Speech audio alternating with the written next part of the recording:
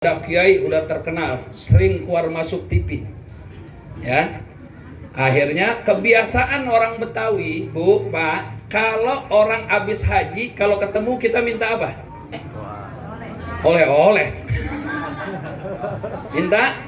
Kenapa? Karena guru kita ngajarin orang yang baru pulang haji dikelilingin sama malaikat.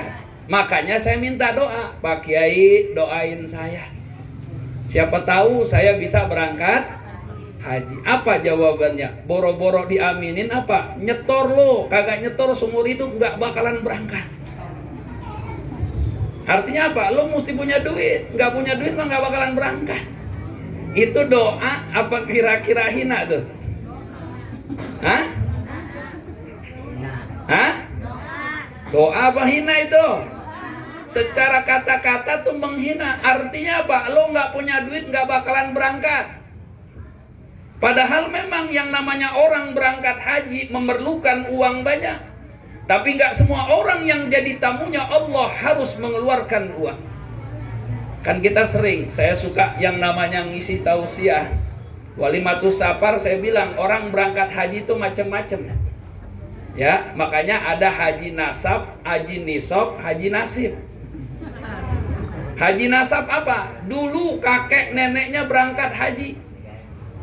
Di tempat-tempat mustajab dia berdoa, ya Allah, mudah-mudahan anak keturunan saya bisa melaksanakan ibadah haji. Dicatat sama malaikat. Karena doanya mustajab, Allah jadikan tuh anak turunannya berangkat haji. Artinya apa? Anak dan keturunannya berangkat haji gara-gara didoakan oleh orang tuanya. Ini disebut haji nasab.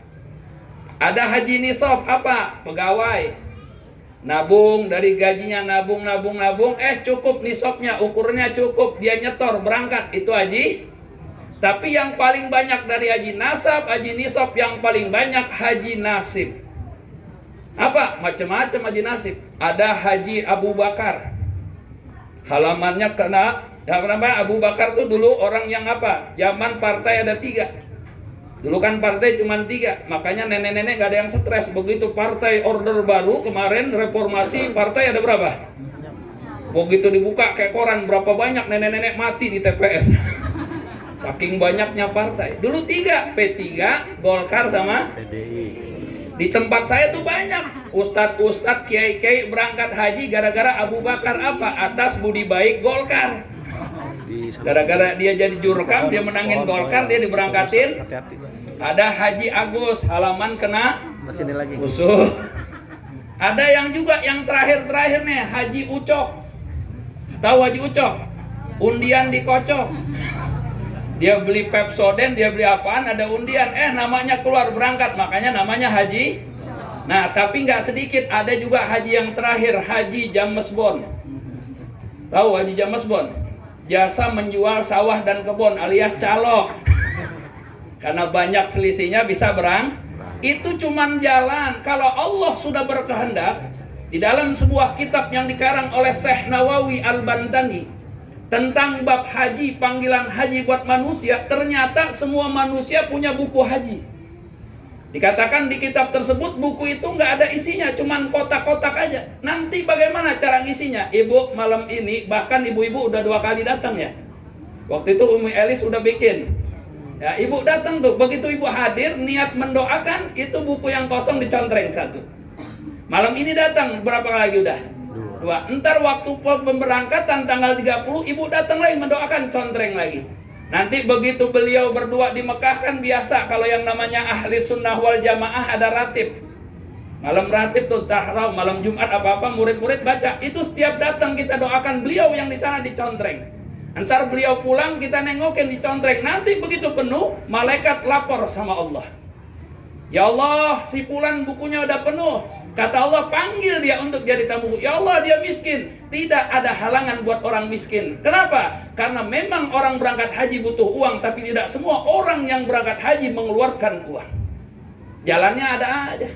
Saya sering cerita ini karena paling antik dan ada terjadi di Depok. Yang namanya tukang Abu Gosok berangkat haji. Tahu tukang Abu Gosok? Sekarang kan udah jarang kan? Itu tukang Abu Gosok biar dikit dibilang orang susah, tapi orang paling bahagia. Orang mau beli 1.000 ke 500 dia mah tepuk tangan aja udah girang aja dia mah. Ya, Abu Gosok. Ini tukang Abu Gosok berangkat haji tuh. Sampai di embarkasi dulu masih di mana? Bukan Bekasi, dulu masih di Pondok Gede. Ketua kloternya iseng nanya, "Bapak kerjanya apa?" "Abu Gosok." "Beneran?" "Iya." "Berapa tahun Bapak nabung?" "Enggak nabung saya. Saya berangkat cuma 3 bulan, persiapan 3 bulan.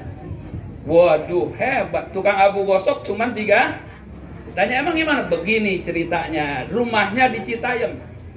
Dia punya mertua, tanahnya luas. Dibeli sama proyek buat bangun klaster. Akhirnya dapat gusur. Nah, buat pemertuanya apa? Orang Betawi biasanya kalau jual tanah buat apaan? Haji. Ini kadang-kadang ada yang salah nyebut, kawin lagi katanya. Berangkat tuh. Suami istri, mertua laki, watak perempuan. Manusia punya rencana, Allah yang nentukan. 3 bulan sebelum berangkat, mertua lakinya meninggal dunia. Tinggal mertua perempuan. Sementara dalam yang namanya aturan Saudi, orang kalau berangkat harus ada mahram. Akhirnya harus berangkat mahram. Anaknya ditunjuk, ternyata anaknya perempuan semua. Makanya diambillah mantu laki-laki. Setelah musyawarah, akhirnya yang berangkat nemenin itu mertua perempuan adalah mantu yang paling tua. Dan kebetulan yang paling tua tukang Abu. Jadi tukang Abu Gosok berangkat haji gara-gara mertua meninggal. Makanya kalau ada mertua kita mau berangkat, kita doain biar selamat. Enak aja. Artinya apa? Allah pengen kasih tahu, jangan pernah menganggap remeh kekuasaan Allah. Jangan anggap bahwa tamu-tamunya Allah mereka yang punya uang banyak, yang punya harta berlimpah. Tidak. Berapa banyak karena kesungguhan mereka, dan sekarang terbukti dari tiap-tiap tahun banyak keajaiban-keajaiban haji. Terakhir kemarin ada tukang beca kan, berangkat haji gara-gara nabung. Kenapa? Karena intinya sama dengan kurban. Haji ini sama kurban hampir sama. Bukan kita tidak mampu, tapi lebih banyak karena tidak mau. Contoh yang saya kasih gambaran adalah kurban. Banyak orang ketika ditanya kenapa nggak kurban, belum mampu Ustadz, padahal bohong. Apalagi yang saya tanya ngerokok, udah bohong aja udah dah. Kenapa? Orang kalau punya kemauan, makanya ada kalimat manjadah. Kalau dia punya kemauan, misalnya dia ngerokok sehari sebungkus. Kalau dia punya kemauan buat korban, setengah bungkus buat ngerokok, setengah buat nabung. Sekarang rokok paling murah berapa sebungkus? 20. Kalau setengahnya berapa? Kalau 10 kali setahun 360 berapa duit udah? 3.600.000. Kambing dapat gak segitu?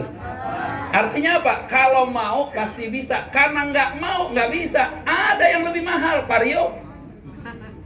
NMAX berapa duit? Mahalan mana kambing sama NMAX? NMAX 25 juta, kambing 3,5 juta. Tapi kenapa kambing nggak kebeli, NMAX bisa? Intinya karena NMAX ada kemauan yang kuat, nggak punya DP nyari, nggak bisa beli kontan, dia kredit. Tapi kenapa ketika Allah manggil fasalli li rabbika wanhar, Allah suruh kita untuk berkorban. Tiap tahun cuman kita menjadi panitia, menerima dan menerima tanpa menyalurkan. Paham? Maunya nerima mulu. Giliran yang namanya dulu orang hobi sama burung, murai 5 juta, kebeli nggak? Kebeli. Lagi hobi yang namanya sepeda 5 juta, kebeli nggak? Beli. Dulu yang namanya antorium mahal, kebeli nggak? Beli. Giliran musim haji dia beli tusuk sama areng doang. Haji pun begitu. Apa? Satu, dulu saya termasuk orang yang pesimis.